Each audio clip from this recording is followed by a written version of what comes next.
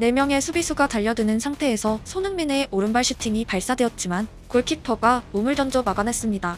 그리고 해당 장면이 프랑크푸르트 입장에서 공포 그 자체였던 분명한 이유가 있습니다.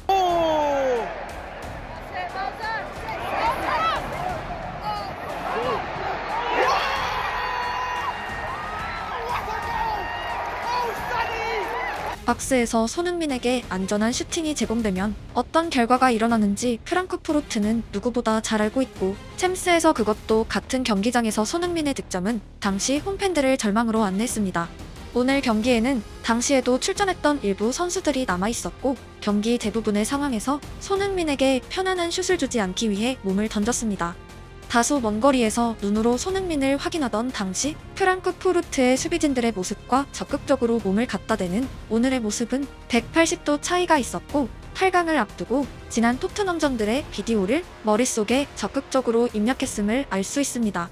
2년 전과 달랐던 또 하나의 장면은 박스 외곽에서 손흥민을 마크하는 방식이었습니다. 박스와 상당한 거리가 있었지만 상대는 파울성 플레이로 손흥민의 볼 소유 자체를 끊어냈습니다. 심지어 심판은 파울을 불지도 않았습니다. 해당 장면은 보통 역습이 시작되는 지점에서 나타나는 수비 방식이지만 프랑크푸르트는 수비 라인이 갖춰진 상황에 그것도 비교적 안전지역에서 잡아챘습니다. 2년 전에 프랑크푸르트는 토트넘 선수 개개인에 대한 동등한 수비를 펼쳤고 손흥민의 활약 끝에 패배했습니다. 현재 토트넘은 당시보다 상대적으로 막을 대상이 한정된 것을 알 수 있고, 특히 전술 미팅에서 손흥민을 마크하는 범위가 굉장히 넓게 주문된 것으로 보여집니다. 또한 그들이 손흥민의 경기 방식을 얼마나 잘 이해하고 있는지 나타난 장면은 롱볼이 전달된 상황에서의 수비입니다. 공이 손흥민에게 도착하기 이전에 한 명은 맨투맨에 가까운 수비를 펼쳤고, 박스 인근의 선수는 토트넘 선수와 상관없이 손흥민이 컵백을 보낼 수 있는 위치로 달리고 있었습니다. 상당히 높은 지점에서 떨어진 공이었지만 손흥민은 환상적인 베르캄프 터치를 해냈고 박스 측면으로 전진했지만 상대는 손흥민의 슈팅각과 패스각뿐 아니라 박스로 침투하는 토트넘 선수 2명에 대한 마크까지 완벽하게 해냈습니다. 손흥민이 공을 잡기 이전부터 우왕좌왕했던 2년 전과 달리 그들은 슛과 패스라는 두 가지 수모두에 미리 준비된 것을 알 수 있고, 토트넘은 박스로 침투하는 공격수의 숫자도 적었습니다. 딱 한 명만 더 들어왔더라도 손흥민에겐 분명한 어시스트 기회가 있었기 때문이고, 손흥민의 시야에는 완벽한 공간이 보여진 찰나가 있었기 때문입니다. 축구가 완전한 팀플레이인 이유이고 별것 아닌 작은 장면과 득점 장면의 차이는 현미경으로 들여다보면 종이 한 장으로 사소합니다. 또한 후반 10분이었음에도 이미 일부 선수의 발이 느려져 있던 곳은 끝까지 역습한 선수들의 체력 레벨과 동시에 8일간 3경기의 후유증이 완전히 나타난 장면이기도 합니다. 지난 사우스햄튼전의 주전들 대부분이 가동된 것의 나비 효과이고 1대1의 결과는 여러 가지 이유가 있겠지만 운영의 실패도 상당한 지분이 있습니다. 그리고 프랑크푸르트는 지난 토트넘 경기들을 통해 상대의 강점을 100% 분석하고 나타났지만 토트넘은 모든 경기들과 유사했고 딱히 프랑크푸르트를 위한 디테일은 보이지 않았습니다. 특히 손흥민과 솔랑키가 지나치게 측면 혹은 후방에서 연계에 집중해야 했고 풀백들의 박스 침투가 오히려 많았습니다. 이는 상대팀에서 가장 득점 확률이 높은 선수들이 수비를 다소 포기하더라도 포백 라인 인근만 노린 장면과 분명한 대조를 이뤘습니다. 그럼에도 불구하고 오늘 토트넘이 보인 최대의 부기는 투지였고, 발이 느려진 선수들마저도 걸음을 멈추진 않았으며 경기의 중요도가 올 시즌 최고 수준임이 분명히 보여졌습니다. 프랑크푸르트의 골대가 말 그대로 최종 수비수 역할을 했고, 결과에 더 아쉬울 팀은 토트넘이 되었습니다. 반더벤은 마치 패배한 팀의 선수 같은 표정을 보이고 있었고, 비카리오의 위로는 다음 경기를 위한 예열이었습니다. 전반 5분에 터진 상대의 선취골은 분명 반더벤을 포함한 여러 선수의 지분이 스며 있었고, 경기가 끝난 이후 딱 하나의 실수가 만들어낸 결과와 패배감에 가까운 감정을 보인 반더벤의 모습은 프로로서 인상적인 장면입니다. 오늘의 장면이 머리에 입력되고 오래도록 후회하며 다음 경기에 흡사한 상황에서 그는 자동으로 몸을 던질 것이기 때문입니다. 정확히 2년 전에 손흥민에게 얻어맞은 팀이 6탄방어를 펼쳤던 오늘과 같은 전개입니다. 토트넘의 득점 장면은 사실 팀으로서 좋은 시그널은 아니었습니다.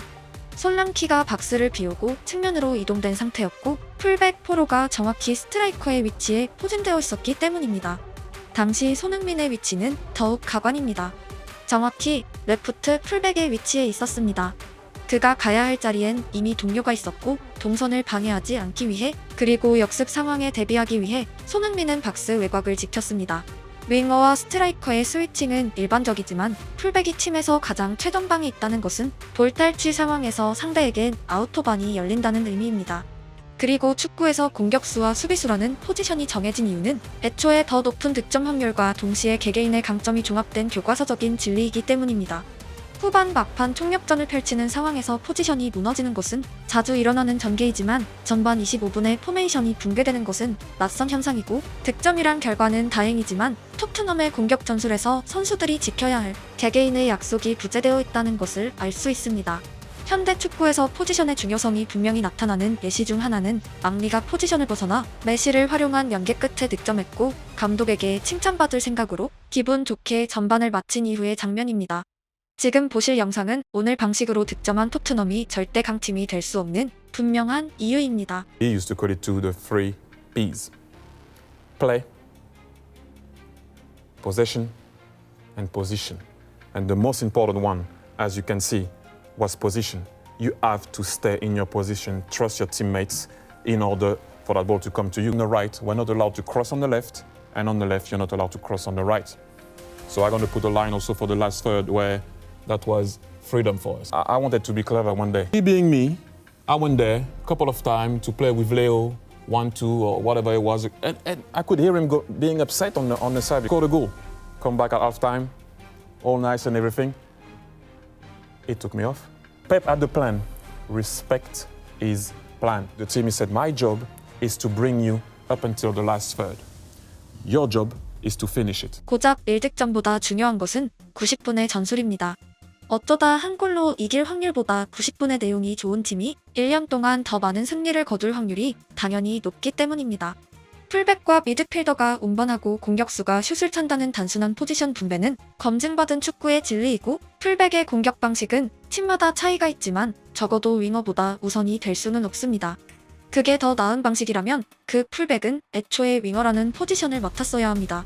고작 하나의 영상으로 폐축구와 지금 토트넘의 모든 것을 비교하긴 어렵지만 가장 큰 키워드는 포지션이고 매 경기 다른 경기력이 나타나는 것은 강한 약속이 없기 때문이며 모든 경기 대부분의 공간에서 선수들이 자율적인 플레이를 하고 있습니다.